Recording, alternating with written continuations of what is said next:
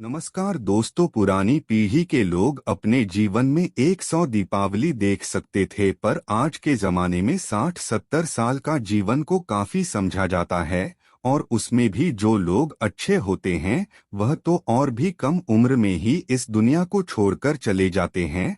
और आपने ये भी सुना होगा कि भगवान अच्छे लोगों को जल्दी बुला लेते हैं, पर क्या आपको पता है कि ऐसा क्यों होता है? क्यों दूसरों का भला करने वाले और अच्छे लोग बुरे लोगों के मुकाबले में जल्दी मर जाते हैं? आपने लोगों को ये भी कहते हुए सुना होगा कि इस भले मानव को इतनी जल्दी मौत क्यों आ गई और वह पापी अभी तक मरता क्यों नहीं है।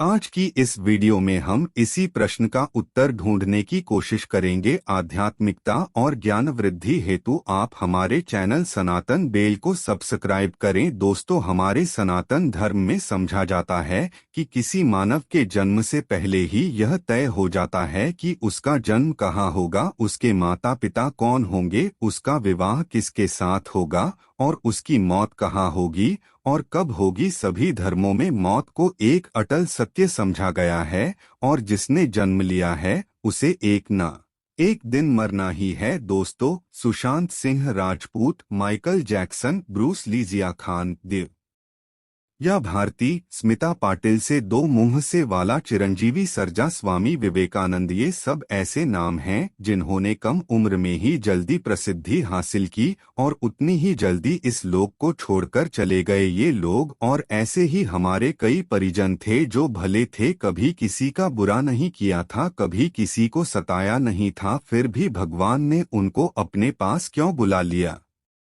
उन्हें तो अच्छे कामों के बदले में ज्यादा जीना चाहिए था, तो भगवान ने ऐसा क्यों किया? तो आइए इस बात को समझते हैं। आपने कई पुरातन कथाओं में सुना होगा कि जब कोई ऋषि मुनि या भगवान किसी अप्सरा या देवता पर गुस्सा होते थे तो उसे सजा के तौर पर धरती लोक, मृत्युलोक पर जन्म लेने का श्राप देते थे। मतलब यह धरती लोक दूसरे लोकों की तुलना में ऐसे भयानक और दुखदायक जगह है जहां सजा के तौर पर देवताओं और अप्सराओं को भेजा जाता था और सजा मिलने पर वह देवता और अप्सरा गिड़गिड़ाते थे कि हे ईश्वर, हमसे गलती हो गई, हमें माफ करें और हमारी सजा कम कर दे। यह धरती लोक पूरे ब्रह्मांड में ना तो अच्छी जगह है और ना ही बुरी, या तो इसे आप कर्मभूमि भी बोल सकते हैं और कर्मों के हिसाब से ही आपकी आगे की यात्रा तय होती है। पर जब हम जन्म लेकर यहाँ आते हैं तो हमें इसमें लोक की माया जाल और मोह माया घेर लेती है और हमें यह धरती लोक अच्छा लगने लगता है। हमें इसमें लोक और यहाँ रहने वाले लोगों से मोह हो जाता है। हम इस धरती लोक को छोड़कर नहीं जाना चाहते हैं और हमारा कोई साथी इस लोक को छोड़कर चला जाता है तो भी हमें बहुत दुख होता है। जब किसी इंसान की मौत होती है तो वह जीवात्मा यमराज के वहां जाती है और वहां उसके कामों का लेखा जोखा होता है और देखा जाता है कि उस जीवात्मा ने अच्छे काम किए हैं या बुरे काम किए हैं। अगर किसी जीवात्मा ने धरती लोक में बहुत बुरे काम किए हैं, बहुत ज्यादा लोगों को सताया है, लूटा है, दुख पहुंचाया है, तो उसे दूसरे जन्म में उन सभी के साथ हिसाब चुकता करना होगा और उसीलिए उस जीवात्मा को लंबा जीवन काल मिलता है। और अगर जीवात्मा ने अच्छे काम किए हैं तो उसे अगले जन्म में कम जीवन ही दिया जाता है। अब कई लोग कहेंगे कि अच्छे काम करने वाले को लंबा जीवन देना चाहिए और बुरे काम करने वालों को कम जीवन देना चाहिए, पर भगवान ने जो व्यवस्था बनाई है वह सही और उत्तम है, क्योंकि इस मृत्युलोक में रहना और जीवन जीना हमारा लक्ष्य नहीं है। हम जीवात्माओं का अंतिम लक्ष्य तो परम पवित्र बनकर मोक्ष हासिल करना है और परमेश्वर का सानिध्य हासिल करना है।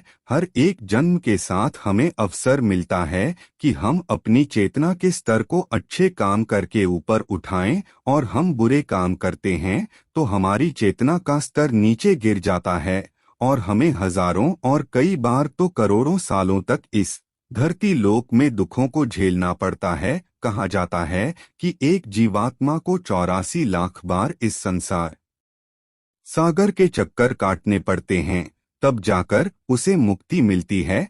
पर जो जीवात्मा अच्छे हैं, भले काम करते हैं, वह जीवात्मा जल्द से जल्द शुद्धता हासिल कर लेते और कुछ ही जन्मों में के बाद मुक्ति हासिल कर लेते इसीलिए परमात्मा उनका जीवन काल कम रखता है और वह जीवात्मा इस मृत्युलोक के दुखों को कम सहन कर और परमधाम में जाकर परम शांति और परम आनंद को हासिल करते हैं। और जिस जीवात्मा ने धरती लोक में बुरे काम किए हैं, उसे इस मृत्युलोक की यातनाओं को ज्यादा देर तक सहन करना पड़ता है और कई हजारों लाखों जन्म के बाद जब उसकी आत्मा पवित्र होती है तब जाकर उसे परमधाम हासिल होता है। दूसरी बात यह है कि हमारा धरती लोक में जन्म किसी न किसी उद्देश्य से होता है और जब वह उद्देश्य पूरा हो जाता है तो भगवान हमें वापस बुला लेते हैं। ऐसा नहीं है कि सभी लंबा जीवन जीने वाले लोगों ने पूर्वजन्म में बुरे काम ही किए हो,